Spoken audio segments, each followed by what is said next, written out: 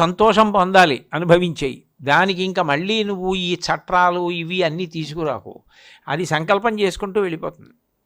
ఈ ప్రేయస్సు దానికి అలవాటు, ఈ ప్రియం దానికి అలవాటు. కానీ అది ఏమవుతుందంటే అందులో పాపము ఉండే అవకాశం చాలా ఎక్కువ ఉంటుంది. ఎందుకంటే అది నియమం గురించి ఆలోచించదు.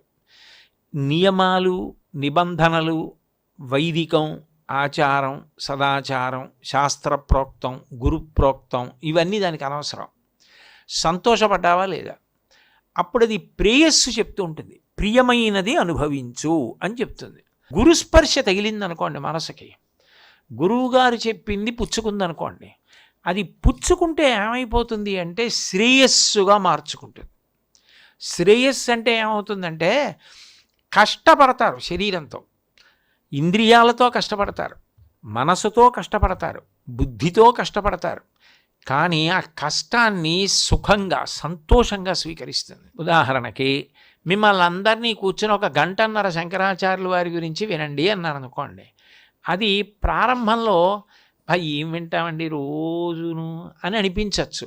కానీ మీరు ప్రతిరోజు వింటున్నారనుకోండి, లేదు వినాలి, తెలుసుకోవలసిన విషయం ఒక గంటన్నర వింటే ఒక 2 నిమిషాలైనా మనం పట్టుకోవలసింది కనపడుతుంది అందులో అని అనిపించి అదే మనసు మిమ్మల్ని ఇక్కడికి తీసుకొచ్చి కూర్చోబెడుతుంది, వెడదాం అంటుంది.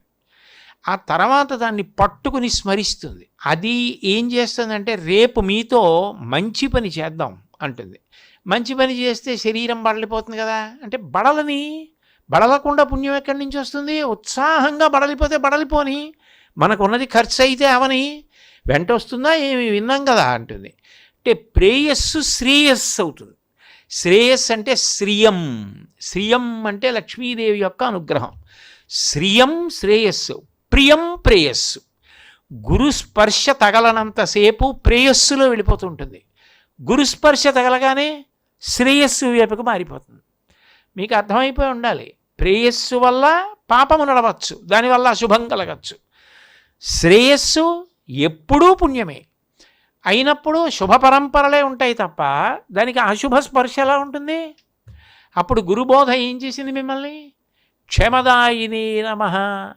గురువుగారి మూర్తిని మీరు స్మరించిన, గురుపాదములను స్మరించిన, గురుపాదములను మానసికంగా తల మీద పెట్టుకుని ధ్యానం చేసిన, గురువుగారు చెప్పింది జ్ఞాపకంలో ఉంచుకున్న, దాన్ని మళ్ళీ మళ్ళీ గుర్తు తెచ్చుకున్న, తత్ప్రకారంగా నడుచుకున్న, దాని ఫలితమేమి అంటే క్షేమమే.